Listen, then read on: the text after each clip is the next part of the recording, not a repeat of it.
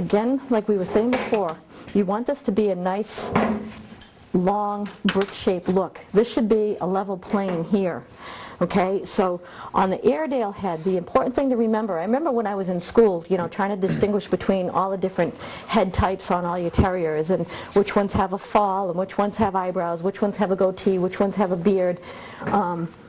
On the Airedale, what you want to remember is they don't have a fall like a Kerry Blue or a soft-coated Wheaton or a Lakeland Terrier, where this is more one piece. You know, on the they have like a little bit of an eyebrow, but they have a lot of hair that grows in between here and blends into the beard. That would be what a fall is. Sealyhams are another one that have a fall. But the Airedale has fill. The Schnauzer, you would come in with between your eyebrows and you would clean that area out really well. But what would happen on this dog is he would look very down-faced, and by that I mean from, instead of it being a nice level plane going from his top skull to his nose, you would see, you know, a definite drop from his top skull to his nose and make him look like he's really down in his face. So what you want to do here is you want to leave fill in this area. So what I like to do is I do all this using my thinning shears. So starting off, if you look at his head where he's got this stuff sticking out here on the sides and everything, I'm going to start off by really getting a nice tight tailored look to the sides of his head. And I'm going to do this with my thinning shears, so that when I'm looking head on at him, there isn't anything that's going to stick out from the sides of his head. And I'm following that line that we clipped in from the corner of the eye to the corner of the upper lip. Stay, up, stay. And you don't want to try to make like a definite line here. You want to, again, like the transition with the clipper work into my leg work and everything, you want to make it just look like it naturally grew this way. So this is nice and tight here on the sides. Then when it comes to his eyebrow, the Airedale should have a very short triangular brow. Okay, from the outside corner of his eye, and I'm using my thinning shears on this too. I like using the thinning shears on my Airedale eyebrows, and again, it gives them a more natural look.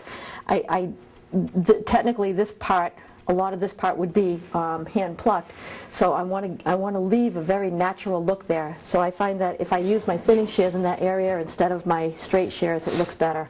Also, if you use your straights and the dog happens to be looking the other way or just happens to wink or something like that, once you cut it with your straights, it's done, and you have a real hard line there. With your thinning shears, they're a lot more forgiving, so you can kind of blend that out if you do make a mistake.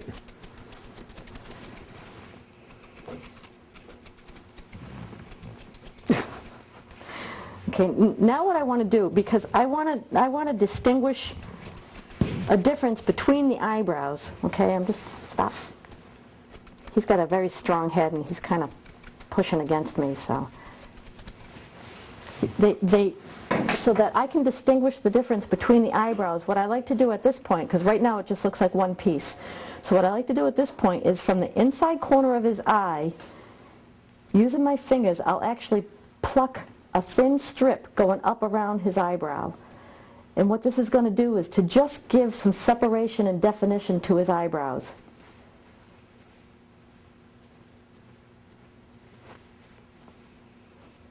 His hair is in there, it doesn't want to come out. I'm going to put on my little finger guards.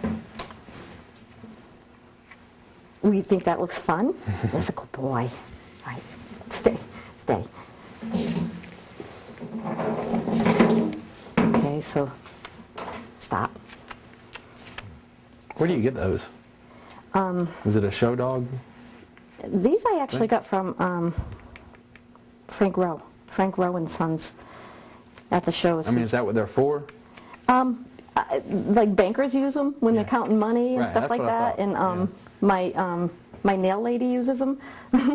So I'm not sure like where you buy them, but at the shows I always get them from Frank. Stop. Staples? Staples might have them. Yeah, because they're good for counting money. Office Max, Office Depot. I'm surprised you don't have a pair for counting money, Jay. Right. I have a wife and 4 kids. I don't have any money to count.